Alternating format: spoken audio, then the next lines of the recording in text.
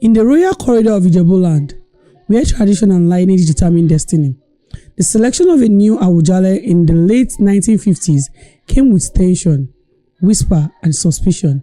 The throne of the Awujale, ancient, sacred, and highly respected, was open, and many powerful interests had their eyes on it. Among them were seasoned princes from the four ruling houses, elders with deep political influence, and families with long-standing claim to the throne. Guess what? But then came a name that stirs the water. Sikiru, Kayode, Adetona. So let's dive right into it. He was far from home studying accountancy in London. He was young and knew nothing about politics of the palace life. At just 26, his nomination as Awujale caused murmurs in royal circles. There were older princes, more visible men, contender with local clout and quiet ambitions. Some questioned the choice, suspicions, tears. Was he truly ready? Who backed him? Why him? But beyond the suspicion, destiny had already spoken. The kingmaker stood firm. On April 2nd, 1960, just months before Nigeria gained independence, Sikiru Kayode Adetona was crowned the 58th Awujale of Ijebuland. Ogbagba Agbotewole too. With grace in his step and wisdom beyond his years, he sat on the ancient stool, his youth wrapped in purpose. From that day forward, history began to write his name in gold. In 1960, Nigeria was born into independence, and so was a new era in Ijebu leadership. Adetona, the young king, grew with the nation, his vision sharp, his voice steady.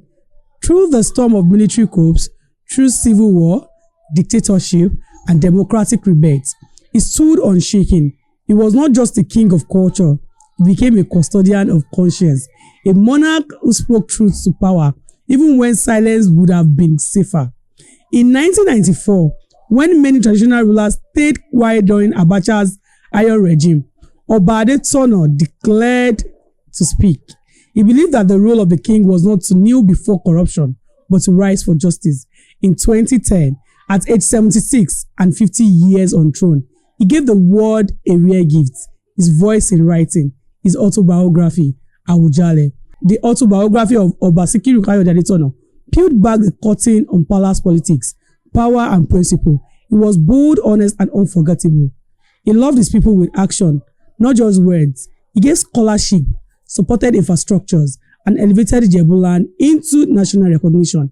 In 2014, he endowed the Sikiru Adetona Professorial Chair in Governance at Olabisi Onabanjo University, a living legacy to groom future leaders.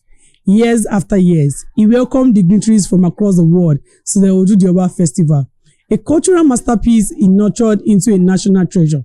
Dressed in agbada woven with heritage, he sat with kings and commoners, celebrating unity and tradition with pride.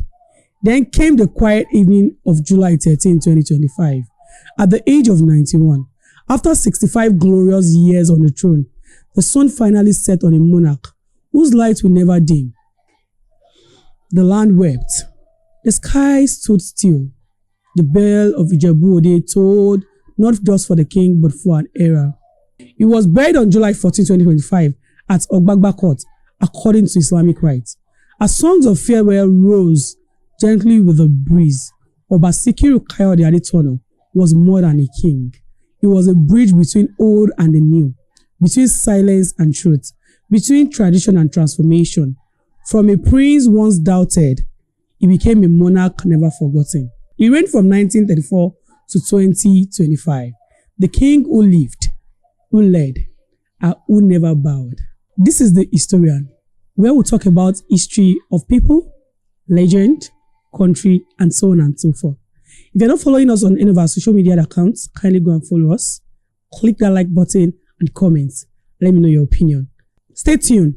See you next time. I remain your humble host, Adeniji Yetunde Oluwaseun, popularly known as Ashabera Alaga.